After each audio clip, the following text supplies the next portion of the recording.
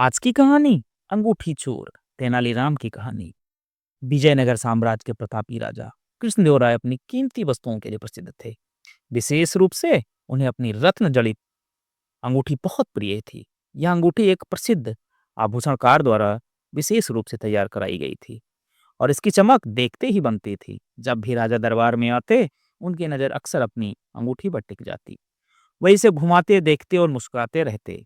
राजमहल में आने वाले मेहमान और मंत्रीगण भी राजा की इस अंगूठी से भली भांति परिचित थे। कई बार राजा खुद ही अपनी अंगूठी का जिक्र करते और उसकी सुंदरता का बखान करते। इस तरह यह अंगूठी केवल एक आभूषण नहीं, बल्कि राजा के गौरव का प्रतीक बन चुकी थी। एक दिन दरबार में राजा की मुद्रा कुछ बदली हुई थी। वे अपने सिंहासन पर बैठे तो थे, लेकिन उनके चेहरे से प्रसन्नता गायब थी। आमतौर पर हंसमुख दिखने वाले राजा गंभीर और उदास लग रहे थे। दरबार के सभी मंत्री और दरबारी राजा की इस अवस्था से चिंतित थे, लेकिन कोई भी पूछने की हिम्मत नहीं कर रहा था। तभी दरबार में तेनालीराम का आगमन हुआ। जैसे ही उन्होंने राजा के चेहरे की ओर देखा, वे तुरंत समझ गए कुछ गंभीर समस्या है। वे धीरे धीरे चलते हुए राजा के निकट आए और बोले, महाराज, आज आपकी मुद्रा कुछ बदली बदली सी लग रही है।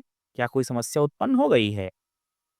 राजा ने गहरी सांस ली और धीरे से बोले, तेनाली, मेरी प्रिय अंगूठी खो गई है।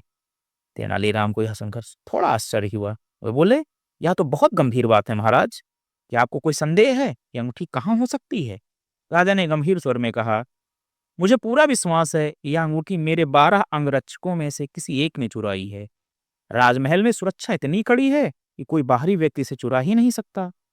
तेनालीराम कुछ देर तक विचार मग्न रहे और फिर बोले, महाराज, आप चिंता ना करें, मैं जल्द से जल्द चोर का पता लगा लूंगा। राजा कृष्णदेव राय को तेनालीराम की बुद्धिमानी पर पूरा विश्वास था, इसलिए वे थोड़ा आश्वस्त हुए। उन्होंने तुरंत अपने सभी 12 अंगरक्षकों को दरबार में बुलाने का आदेश दिया। कुछ ही समय में 12 अंगरक्षक दरबार में उपस्थित हो गए। वे सभी राजा के समक्ष सिर झुकाए खड़े थे। उनमें से कोई भी ये नहीं समझ पा रहा था कि उन्हें क्यों बुलाया गया है। तेनालीराम ने अंगरक्षकों की ओर देखते हुए गंभीर स्वर में कहा, राजा की प्रिय अंगूठी खो गई है और यह आप 12 लोगों में से किसी एक ने चुराई है।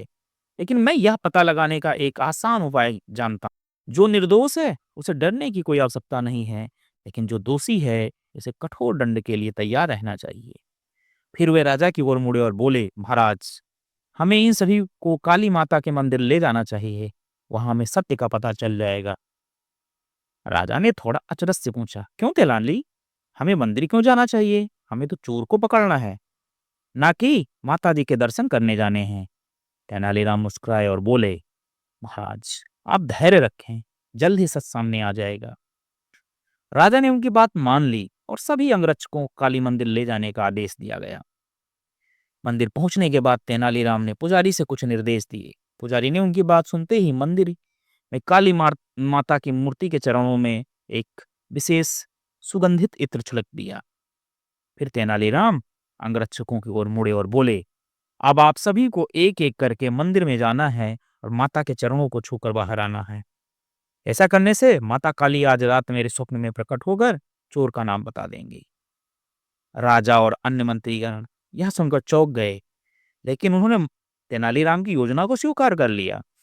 एक एक करके सभी अंगरक्षक मंदिर में गए और माता काली के चरणों को छूकर बाहर आए। जैसे ही वे बाहर आते, तेनालीराम उनके हाथों को सूंघते और उन्हें एक कतार में खड़ा कर देते। जब सभी अंगरक्षक बाहर आ गए तो राजा ने पूछा, तो तेनाली, अब चोर का पता तो कल सुबह लगेगा, जब माता काली तुम्हारे सपने में आएंगी। तेनालीराम मुस्कुराए और बोले, नहीं महाराज, चोर का पता अभी लग चुका है। 7वें स्थान पर खड़ा यह अंगरक्षक ही चोर है। सभी लोग आश्चर्यचकित रह गए। जैसे ही राजा ने सिपाहियों को उसे पकड़ने का आदेश दिया, वह अंगरक्षक भागने लगा, लेकिन अन्य सैनिकों ने उसे धर दबोच लिया। राजा और अन्य दरबारी यह देखकर दंग रह गए कि तेनालीराम ने बिना किसी चमत्कार या जादू के चोर को पकड़ लिया है। राजा ने उत्सुकता से पूछा, तेनाली, यह तो बताओ कि तुमने यह कैसे किया?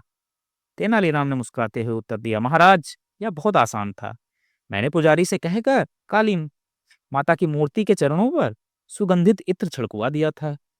जब कोई भी व्यक्ति माता के चरण छूता तो उसके हाथ में वही सुगंध आ जाती। मैंने सभी अंगरक्षकों के हाथों की गंध सूंघी और देखा कि सभी के हाथों से सुगंध आ रही थी, सिवाय इस व्यक्ति के। राजा ने चकित होकर पूछा, तो इसका क्या अर्थ हुआ? तेनालीराम ने उत्तर दिया, इसका अर्थ यह हुआ कि इस व्यक्ति ने डर के कारण माता काली के चरण छुए ही नहीं। उसे डर था कि माता काली सच बता देंगी, इसलिए उसने यह प्रक्रिया ही टाल दी। यही इस बात का प्रमाण था कि वही असली चोर है। राजा कृष्णदेव राय तेनालीराम की इस अनोखी बुद्धिमानी से अत्यंत प्रसन्न हुए। उन्होंने तेनालीराम को स्वर्ण मुद्राओं से सम्मानित किया और चोर को कठोर दंड देने का आदेश दिया और बोले, तेनाली, तुमने फिर से सिद्ध कर दिया कि कोई भी समस्या तुम्हारी चतुराई से बच नहीं सकती। विजयनगर तुम्हारी बुद्धिमानी पर गर्व करता है। इस प्रकार तेनालीराम ने अपनी चतुराई से राजा की प्रिय अंगूठी के चोर को पकड़ लिया और एक बार फिर साबित कर दिया कि चतुराई से बड़ी कोई शक्ति नहीं है। अगर कहानी पसंद आई हो तो हमारे चैनल को लाइक, सब्सक्राइब और शेयर करें।